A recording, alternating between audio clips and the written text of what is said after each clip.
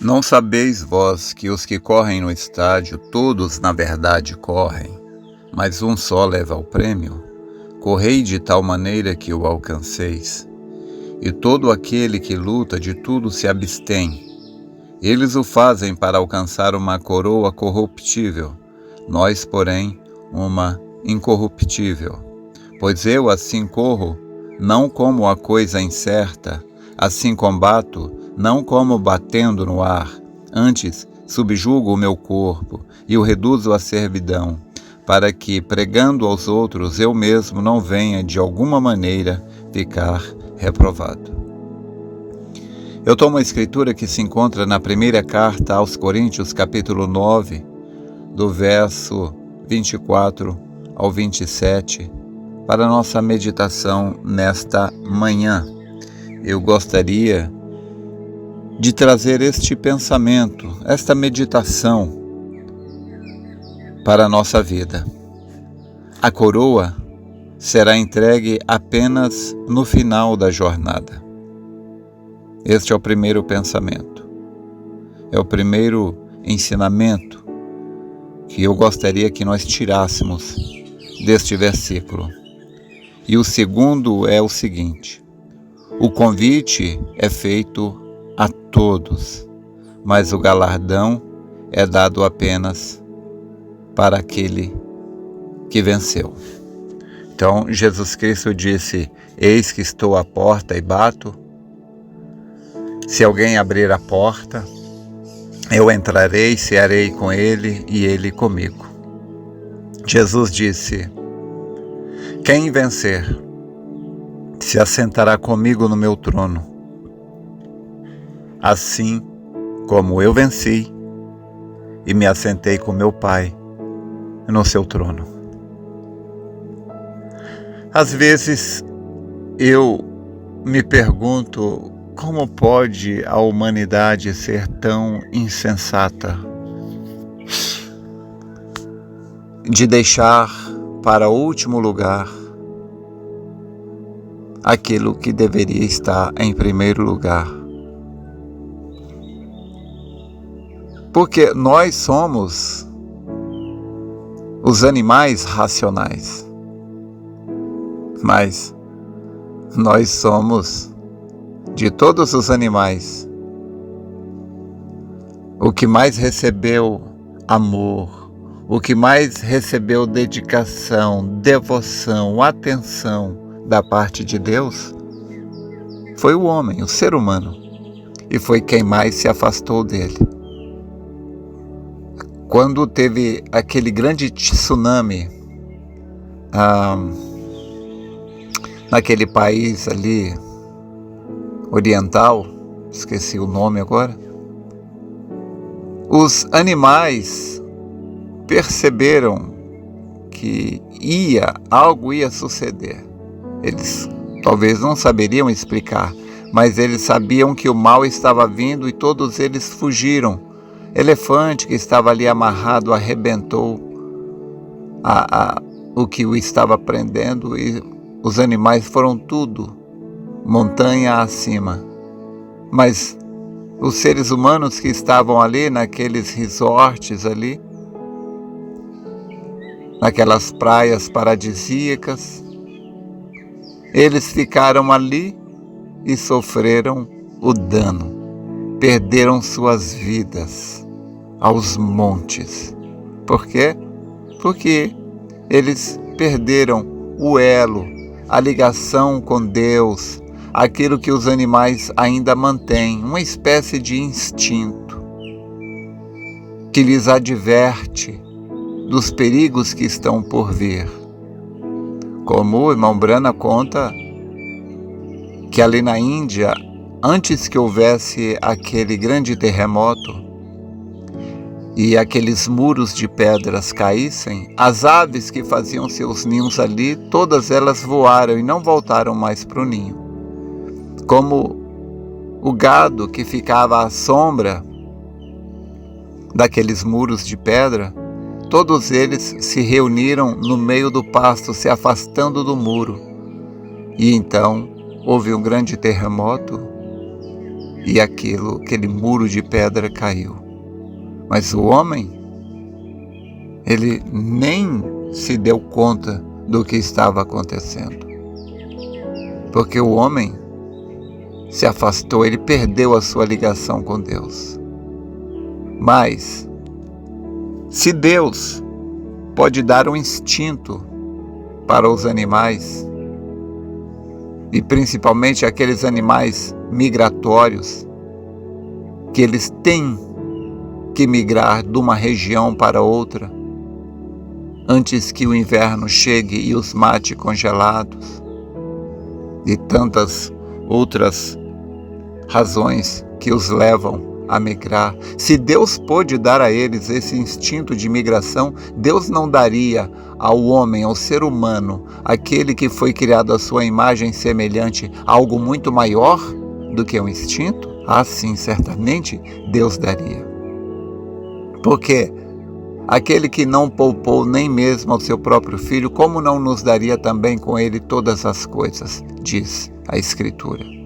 E na verdade, Deus nos deu tudo aquilo de que nós necessitamos. Porém, o ser humano virou as costas para isso, ignora, despreza. Mas existe um grupo de pessoas avisadas.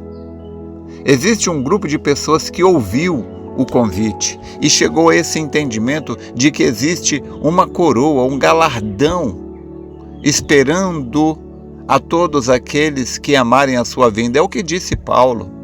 Paulo, ao terminar a sua vida, ele disse: combati o bom combate, acabei a carreira e guardei a fé, e desde já o Senhor, o justo juiz, me dará uma coroa, mas não somente a mim, mas também a todos aqueles que amarem a sua vinda. Quem são essas pessoas que estão amando a sua vinda? Sou eu, é você, que está ouvindo esta meditação diária, no intuito de se aproximar cada vez mais de Deus e receber de Deus aquelas orientações que fazem a diferença nas bifurcações da vida. Como Deus disse: naquele dia vereis outra vez a diferença entre o justo e o ímpio, entre o que serve a Deus e o que não serve. Deus disse: eles serão para mim particular tesouro, poupá-los-ei, como um pai poupa ao filho que o serve.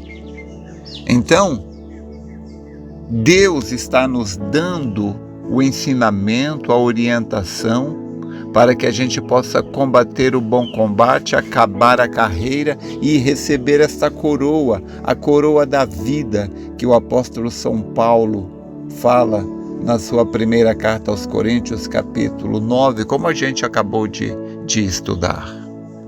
Agora, é importantíssimo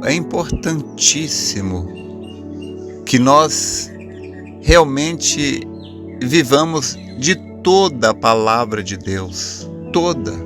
É o que Jesus Cristo disse para Satanás ali, quando mandou ele transformar pedras em pão. Jesus Cristo disse: nem só de pão viverá o homem, mas de toda a palavra que procede da boca de Deus. E Satanás quer fazer a gente olhar uma escritura para se esquecer das demais. O diabo é este enganador, perverso, cruel, que faz as pessoas pensarem que elas estão bem, quando na verdade elas não estão. É o que nos adverte o profeta na mensagem O Éden Satânico. Então, existe uma verdade que diz que o eleito, ele vai vencer, claro. Nós sabemos, Paulo fala disso, dos predestinados, na sua carta aos Efésios. E o diabo, então, quer enganar as pessoas assim, que uma vez na graça, sempre na graça, eleito não se perde, e leva a pessoa a viver uma vida que não é segundo as demais escrituras, como Pedro nos adverte. Pedro disse: portanto, irmãos meus, procurai fazer cada vez mais firme a nossa vocação e eleição, porque fazendo isto jamais tropeçareis. procurar fazer cada vez mais firme. A Bíblia diz que aqueles que vão chegar no céu, eles se esforçam. A Bíblia diz, e aqueles que se esforçam, eles se apoderam do reino de Deus. Paulo disse que aquele que milita não deve se embaraçar com negócios desta vida, a fim de agradar aquele que o alistou para a guerra. Davi fala no Salmo 15, quem é que vai entrar lá? Mas o diabo quer fazer as pessoas acreditarem que porque elas creram na mensagem, então isto já as colocou lá e elas podem viver vidas que estão em desacordo com a palavra, e mesmo assim elas irão no arrebatamento, porque é como se soubesse que o William Branham é profeta, isso é tudo, mas isto não é bem assim.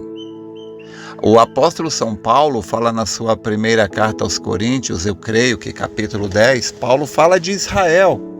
Israel era o tipo da noiva.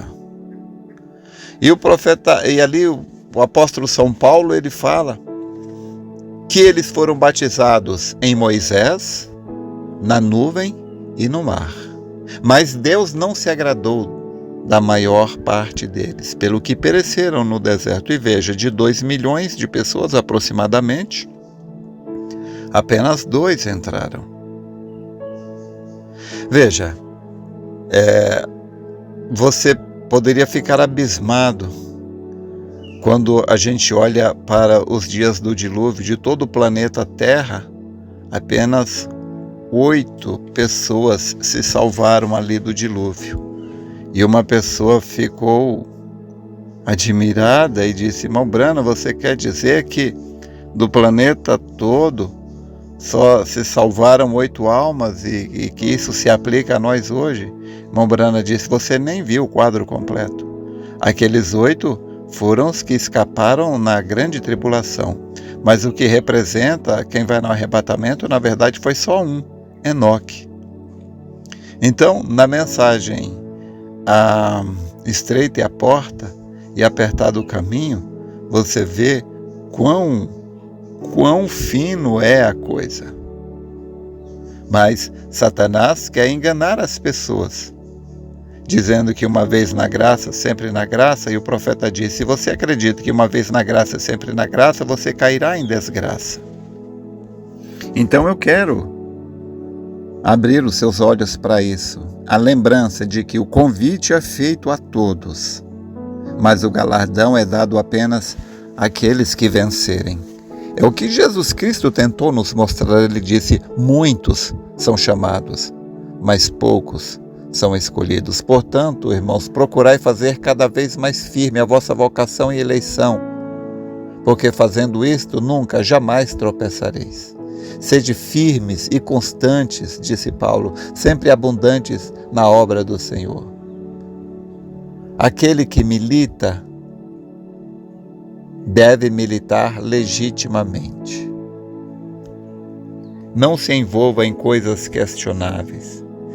O profeta nos disse que o que vai tirar muitas pessoas do arrebatamento não são coisas extraordinárias, pecados cabeludos, não. São coisas naturais. Às vezes, as ocupações da vida, as preocupações com a vida.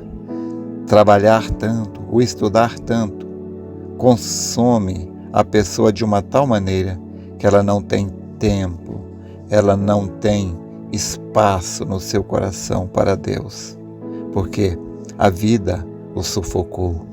Jesus Cristo tentou nos mostrar isso quando ele falou daquela semente que caiu entre os espinhos, que são os cuidados da vida. Mas se nós formos para Deuteronômio capítulo 10, a partir do verso 12, Deus diz, que é que o Senhor teu Deus pede de ti, senão que o ames e o sirvas com toda a tua alma e com todo o teu coração? Então, eu sempre repito algo devido à grande importância que isto tem, de acordo com o meu entendimento. É que os vencedores são aqueles que colocam o que é mais importante primeiro.